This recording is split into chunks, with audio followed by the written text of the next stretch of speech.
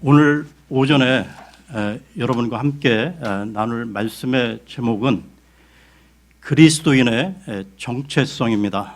그리스도인의 정체성.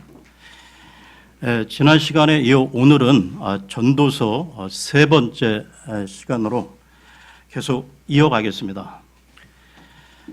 지난 시간과 연결지어 말씀을 드리면 구원받기 전 우리가 해 아래에서 하는 모든 일은 다 헛된 것이었는데 이제는 우리가 예수 그리스도를 통하여 헛되지 않게 되었다는 것이죠.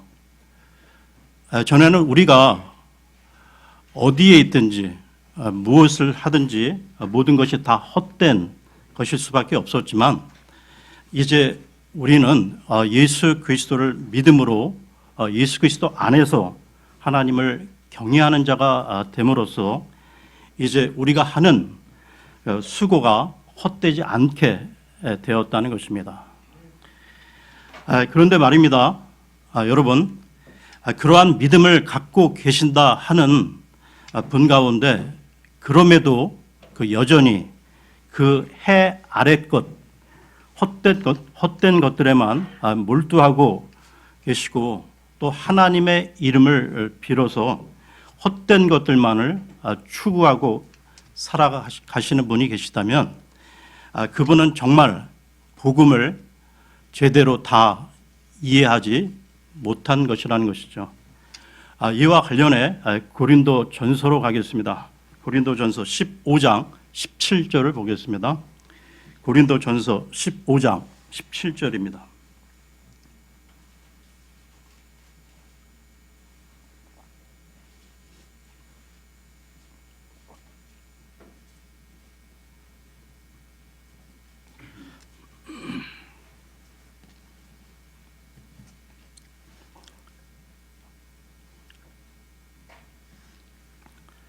또 그리스도께서 일으켜지지 아니하셨으면 너희의 믿음이 헛되고 너희가 여전히 너희 죄들 가운데 있으며 믿음이 있다고 자부하면서 여전히 세상 것만을 추구하는 그 삶을 살아가는 사람이 있다면 그 사람은 아직 헛된 자라는 것입니다. 그러니까 헛된 믿음을 소유한 자라는 것이죠. 그것은 가짜 믿음이라는 것이죠. 가짜 믿음. 이와 관련해서 야고보서로 가겠습니다. 야고보서 4장 13절에서 17절을 보겠습니다. 야고보서 4장 13절에서 17절입니다.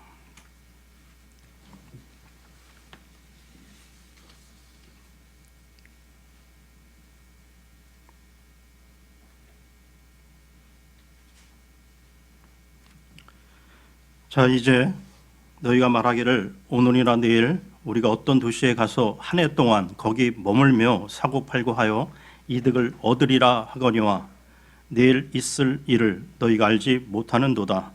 너희 생명이 무엇이냐? 그것은 곧 잠시 나타났다가 그 뒤에 사라져버리는 수증기니라.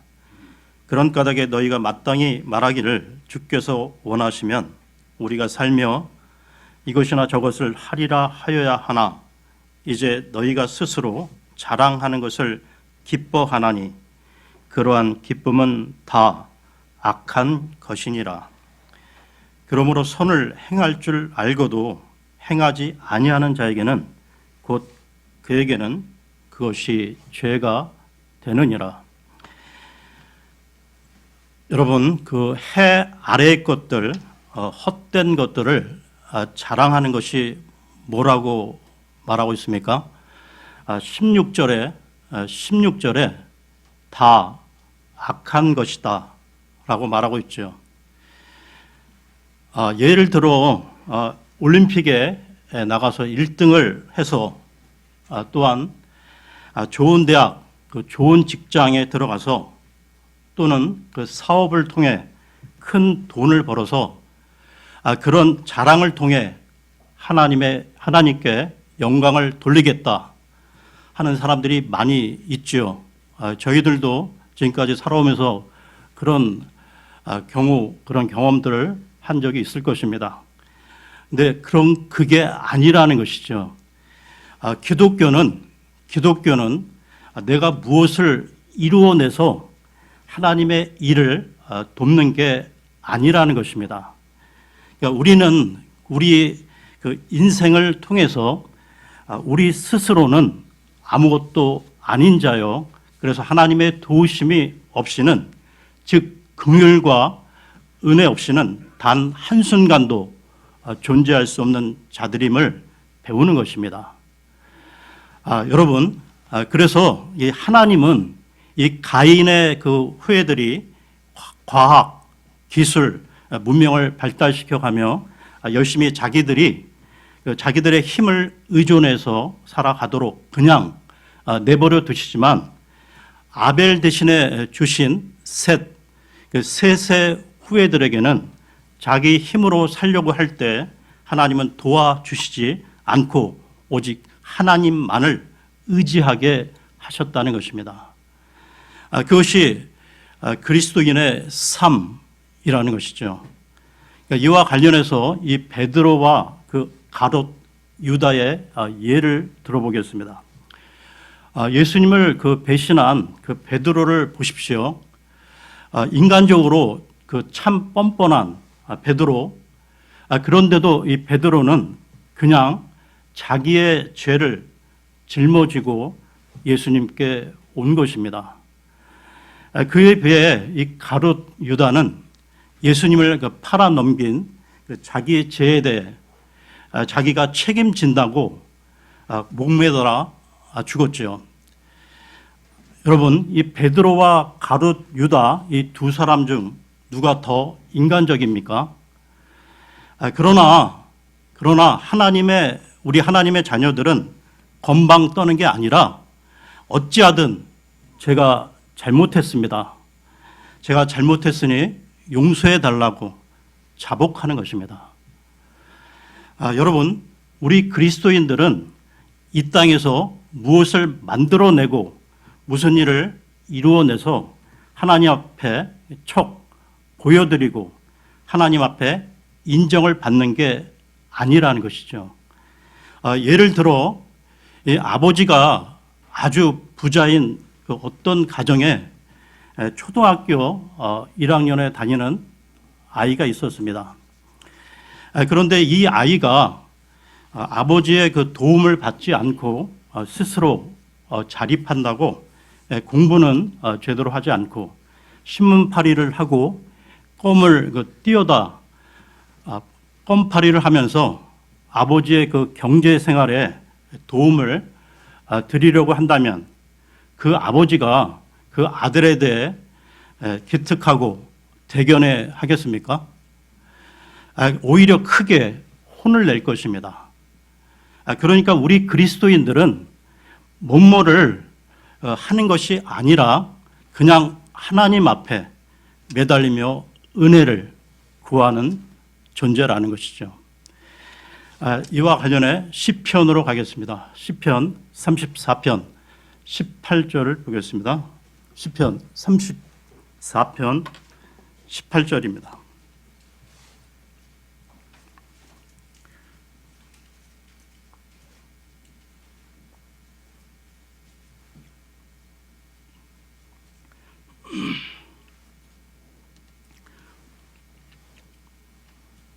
주께서는 상한 마음을 가진 자들에게 가까이 계시며 통회하는 영을 가진 자들을 구원하시는도다.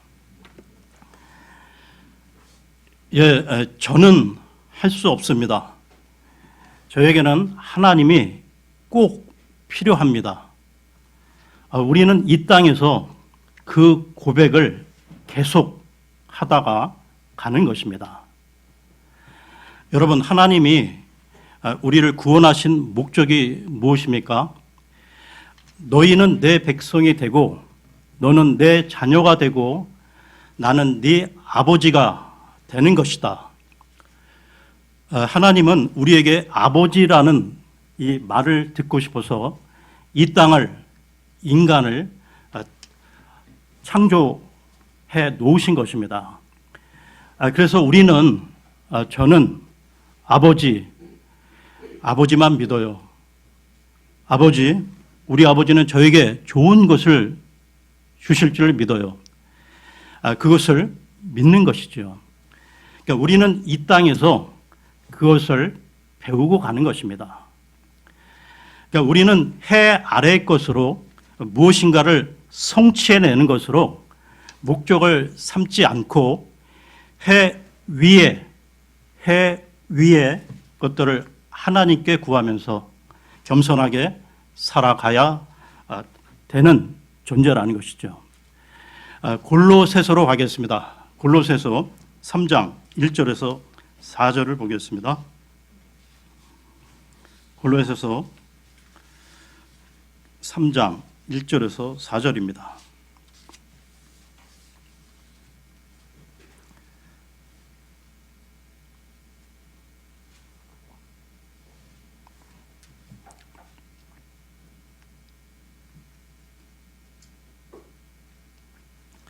그러므로 너희가 그리스도와 함께 일으켜졌거든 위에 있는 그것들을 추구하라.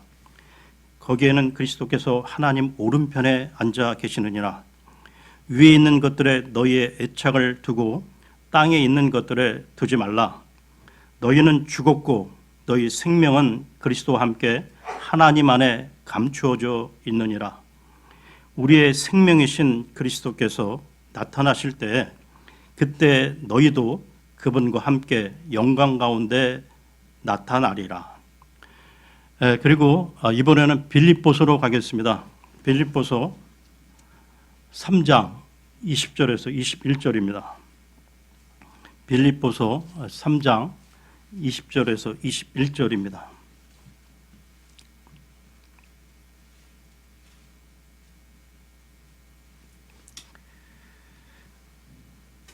우리의 생활 방식은 하늘에 있으며 거기로부터 또한 우리가 구원자 주 예수 그리스도를 기다리노니 그분께서는 모든 것을 자기에게 복종시킬 때 사용하는 능력을 발휘하사 우리의 천한 몸을 변화시켜 자신의 영광스러운 몸과 같게 만드시리라.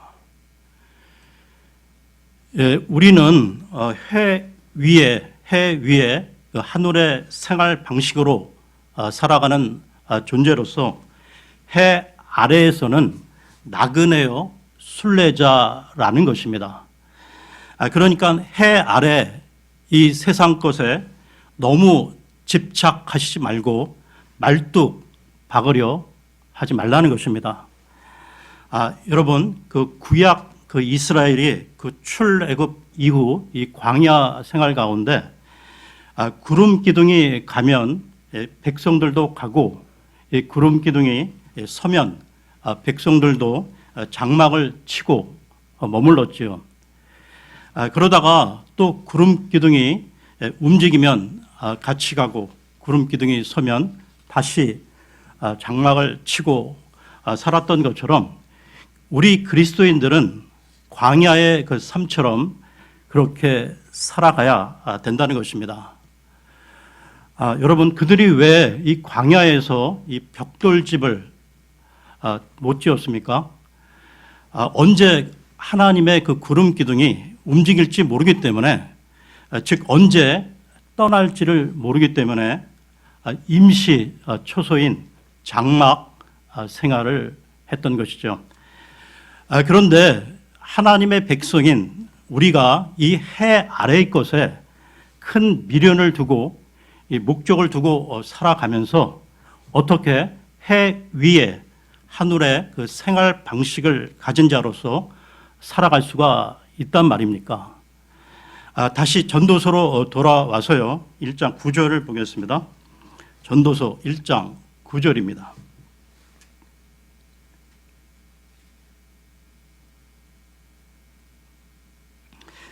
이미 있던 것, 즉 그것이 후에 있겠고 이미 행한 것을 후에 다시 행하리니 해 아래에는 새 것이 전혀 없도다. 예수 그리스도가 오시기까지는 해 아래 새 것이 없었어요. 그런데 다음 구절을 보십시오. 고린도 후서로 가겠습니다. 고린도 후서 5장 17절입니다. 고린도 후서 5장 17절입니다.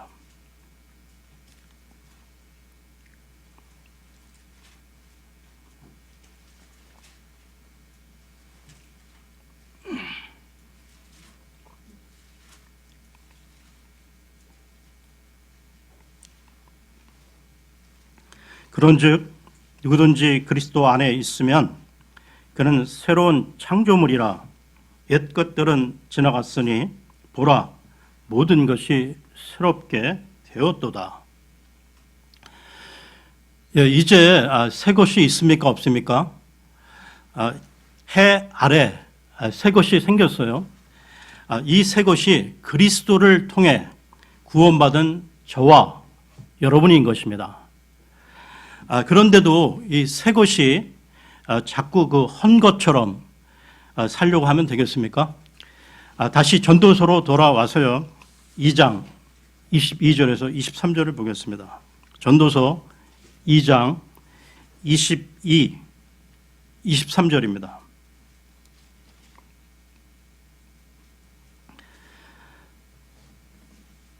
사람이 해 아래에서 수고하며 행한 자기의 모든 수고와 자기 마음을 괴롭게 한 것으로부터 무엇을 얻으리요? 그의 모든 날은 슬픔이며 그의 해산의 고통은 괴로움이니라. 참으로 그의 마음이 밤에 안식을 얻지 못하나니 이것도 헛되도다.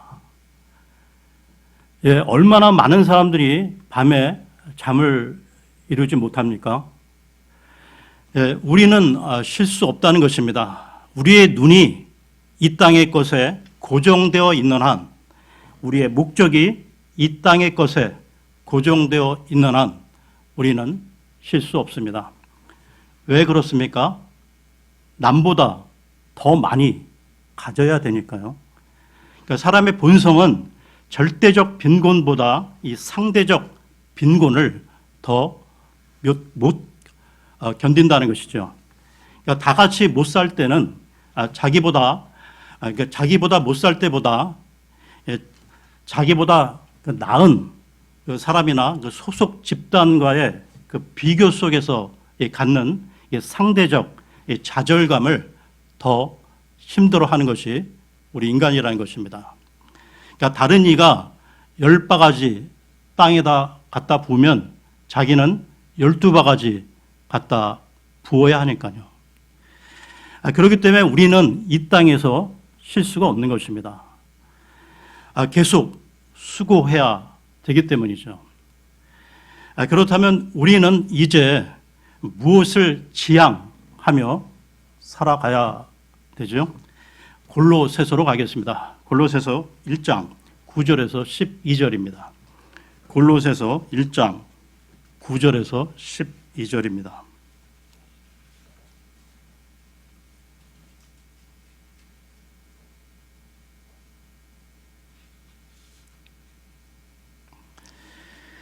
이런 까닭에 우리도 그것을 듣던 날부터 너희를 위해 기도하기를 그치지 아니하고 또 너희가 모든 지혜와 영적 깨달음에서 그분의 뜻을 아는 것으로 채워지며 주께 합당하게 걸어 모든 일에서 그분을 기쁘게 하고 모든 선한 일에서 열매를 맺으며 하나님을 아는 것에서 자라나고 그분의 영광스러운 권능에 따라 모든 강력으로 강건하게 되며 기쁨으로 모든 인내와 오래 참음에 이르고 우리를 빛 가운데서 성도들의 상속 유업에 참여하는 자가 되기에 합당하게 하신 아버지께 감사드리기를 원하였노라.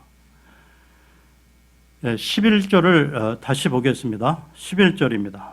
그분의 영광스러운 권능에 따라 모든 강력으로 강건하게 되며 기쁨으로 모든 인내와 오래 참음에 이르고. 조금 전 그 전도서 2장 23절에서 전도서 2장 23절에서 사람의 모든 날은 슬픔이며 괴로움이라 했는데요. 이제는 하나님께서 우리에게 기쁨을 주셨다는 것이죠. 이와 관련해 데살로니가 전서로 가겠습니다. 데살로니가 전서 5장 16절에서 18절을 보겠습니다. 데살로니가 전서 5장 16절에서 18절입니다.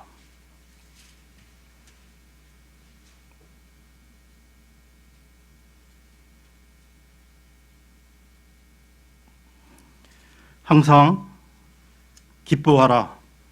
쉬지 말고 기도하라. 모든 일에서 감사하라. 이것이 그리스도 예수님 안에서 너희에 대한 하나님의 뜻이니라. 이것이 하나님의 뜻이라 말씀하시는데요. 해 아래의 그 세상 사람들은 모든 수고가 슬픔으로 결론을 맺게 되지만 하나님의 백성들은 이제 기쁜 인생을 살게 되었다는 것입니다. 여러분, 지금 읽은 구절에서 우리가 항상 기뻐하고 감사하는 것이 하나님의 뜻이라고 했다면, 여러분, 그러면 이 하나님의 뜻과 계획이 그렇다면 하나님께서 우리 삶 속에 기쁨과 감사를 주시겠다는 것입니까? 아니면 주시지도 않으면서 기쁨과 감사를 너희들이 알아서 만들어 내라는 것일까요? 우리들이 이 땅에서 기쁘고 감사하게 사는 것이 하나님의 뜻이라 한다면, 그것이 하나님의 계획이라 하신다면 하나님은 분명히 우리를 그렇게 만드실 거라는 것이죠. 하나님의 뜻이라는 이 말은 그러므로 우리는 이 땅에서 항상 기뻐하고 감사할 수 있다는 것입니다. 여러분, 우리에게 기쁘고 이 감사하는 일이 일어나서가 아니라 우리에게는 어찌 보면 오히려 그 기쁘고 감사한 일보다는 세상 사람보다 더 없을 수도 있겠지만 그게 없는 가운데서도 예수님으로 말미암아 우리는 기쁘고 감사하는 자가 되어야 한다는 것입니다. 우리는 해 아래의 그 사람들이 아니라 해 위의 사람들이기 때문에 우리는 이제 새로운 창조물이기 때문에 그래야 한다는 것입니다. 그래서 예수님께서도 이 십자가로 가시기 전 마지막 그 겟세마네 그 동산에서 기도하실 때 우리는 당연히 그 기뻐해야 하는 자라는 것을 이렇게 말씀하셨다는 것이죠. 요한복음으로 가겠습니다. 요한복음 17장 13절을 보겠습니다. 요한복음 17장 13절입니다.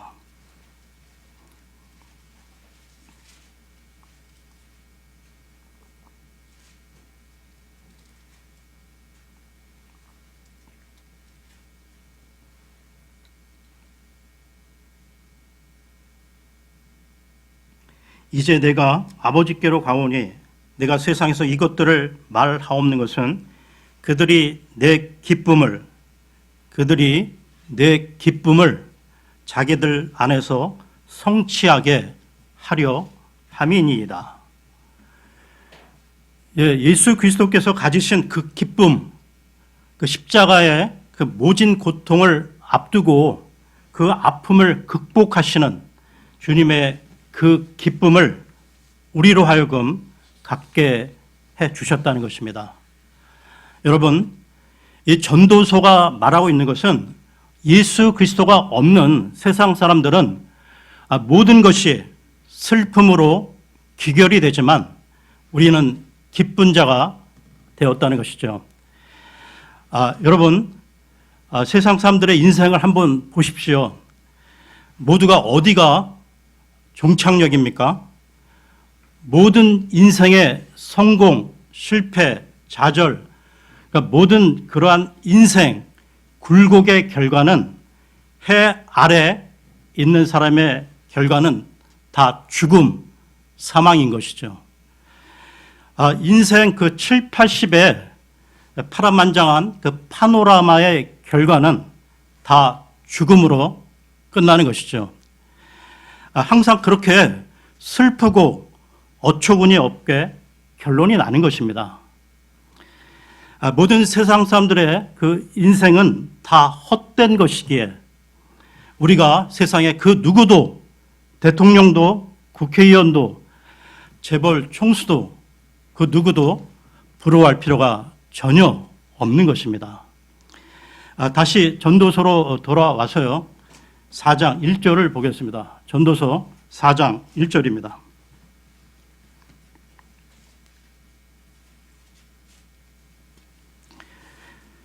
그러므로 내가 돌이켜 해 아래에서 이루어진 모든 학대를 깊이 살펴보았노니 보라, 학대받는 자들의 눈물이라.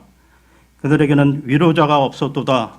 그들을 학대하는 자들의 편에는 권세가 있었으나 그들에게는 위로자가 없었도다.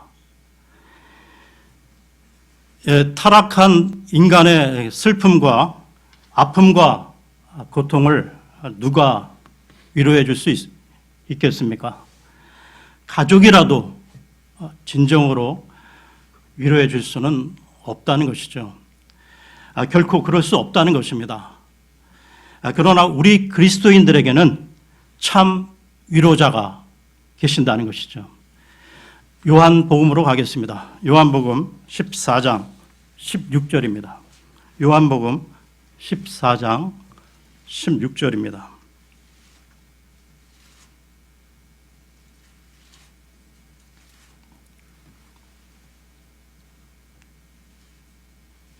내가 아버지께 구할 터인즉 그분께서 다른 위로자를 너희에게 주사 그분께서 영원토록 너희와 함께 거하게 하시리니.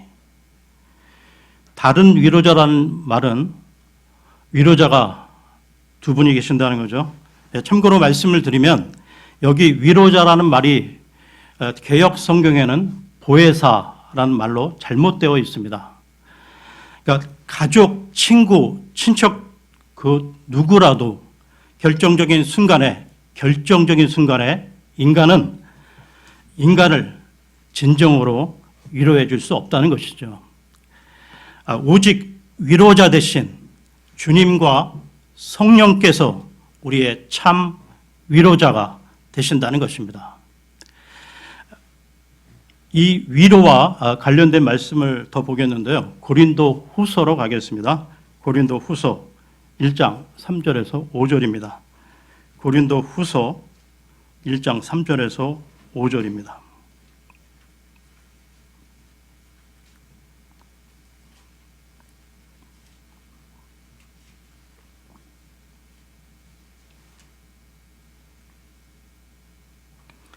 하나님을 찬송하리로다.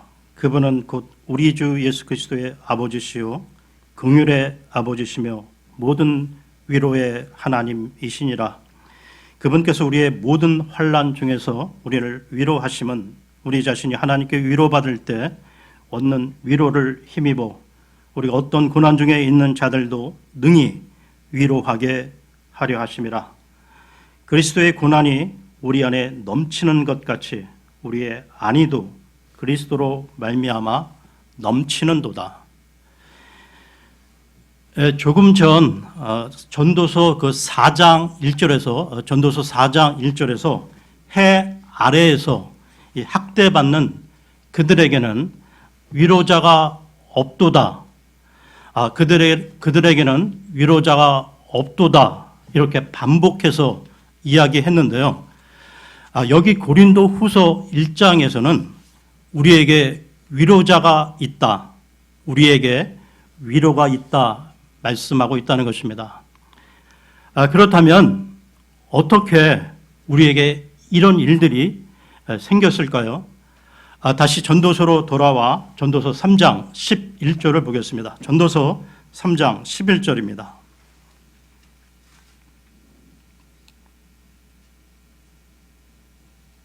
그분께서 자신의 때에 모든 것을 아름답게 만드셨고 또 그들의 마음속에 세상을 정하여 두셨으므로 아무도 하나님께서 만드시는 일을 처음부터 끝까지 알아낼 수 없도다.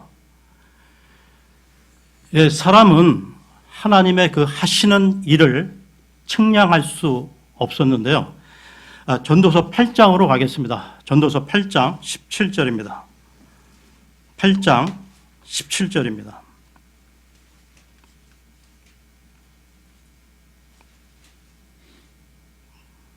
그때 내가 하나님의 모든 일을 눈여겨보고 해 아래에서 이루어진 일을 사람이 능히 알아낼 수 없음을 알았으니 이는 사람이 수고하여 그것을 찾아내려 할지라도 발견할 수 없기 때문이라. 또 참으로 지혜로운 자가 그것을 안다고 생각할지라도 능히 그것을 발견하지 못하리로다. 여러분, 우리가 구원받기 전 그때를 한번 돌이켜 보십시오. 세상 죄인들은 하나님의 뜻을 상상할 수도 없었던 자들이었습니다.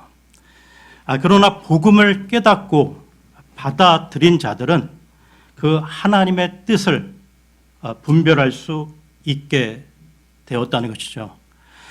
로마서로 가겠습니다. 로마서 12장 2절을 보겠습니다. 로마서 12장 2절입니다.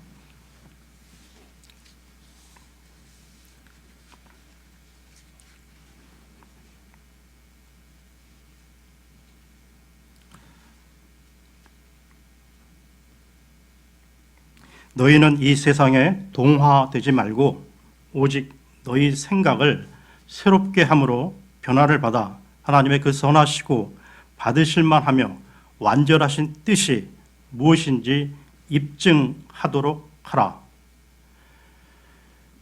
이러한 그 엄청난 변화를 입고 새로운 창조물로 거듭난 사람들이 우리 하나님의 자녀들이라는 것입니다.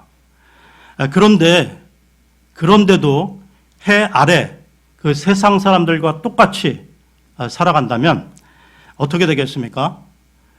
우리 그리스도인들은 세상 사람들과 어떤 차이가 있는 것인가요? 여러분, 그리스도인의 정체성은 무엇입니까? 그리스도인이라는 것은 그리스도의 영이 임한 사람인데요.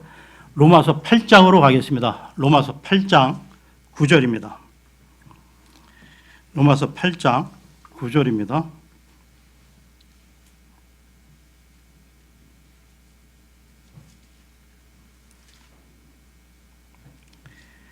그러나 너희 안에 하나님의 영께서 거하시면 너희가 육신 안에 있지 아니하고 성령 안에 있나니 이제 어떤 사람에게 그리스도의 영이 없으면 그는 그분의 사람이 아니니라. 사도 바울은 로마서에서 이 그리스도인이 되기 위한 가장 중요한 요소는 그 사람이 어떤 사람이든 상관없이 그리스도의 영이 그에게 임하는 것이라고 말씀하고 있습니다. 그러니까 사람이 천사가 될 수 없는 것처럼 인간의 힘과 열심으로는 그리스도인이 될 수 없다는 것입니다. 그러니까 그리스도인이 되기 위해서는 그가 하나님께로부터 뭔가를 받아야 한다는 것이죠. 주님께서는 이것을 위로부터의 거듭남이라고 부르셨는데요.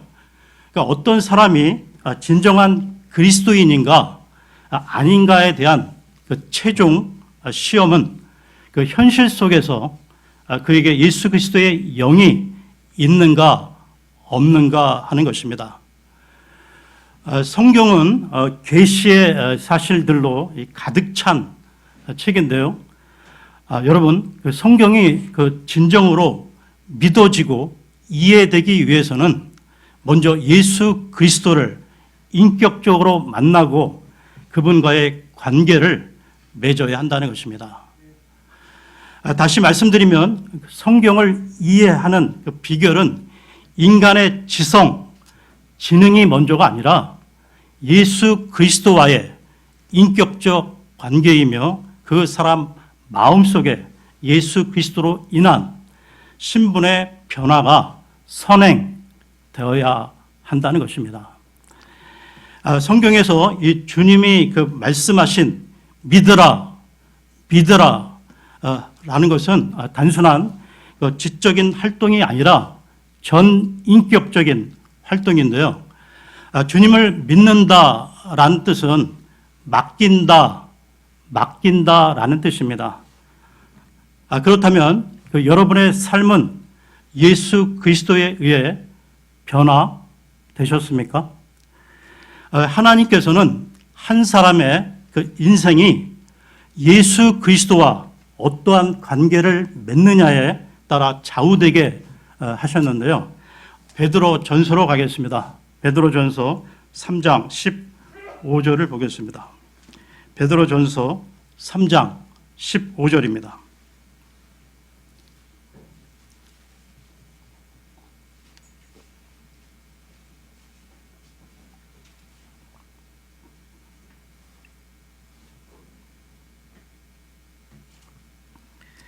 오직 너희 마음속에서 주 하나님을 거룩히 구별하고 너희에게 너희 속에 있는 소망의 이유를 묻는 모든 사람에게 온유함과 두려움으로 대답할 것을 항상 예비하며. 여러분, 믿음이란 주님의 역사하심을 다 이해할 수는 없어도 마음과 뜻을 다해 하나님의 성품을 신뢰하고 예수 그리스도께 소망을 두는 것입니다. 이것이 믿음인데요. 여러분, 믿음은 의식적으로 무엇을 하는 것이 아니라 주님을 인격적으로 신뢰할 때 무의식적으로 표현되는 것입니다. 그러므로 우리의 믿음은 자연스럽게 우리가 하는 행동으로 나타나게 되어 있다는 것이죠. 그렇다면 여러분들은 여러분들의 삶 가운데 자연스럽게 이 믿음의 삶을 살아가시는지요? 한번 되돌아보시기 바랍니다. 네, 오늘은 여기까지 하고요. 다음 시간에 계속 이어서 하겠습니다. 네, 감사합니다.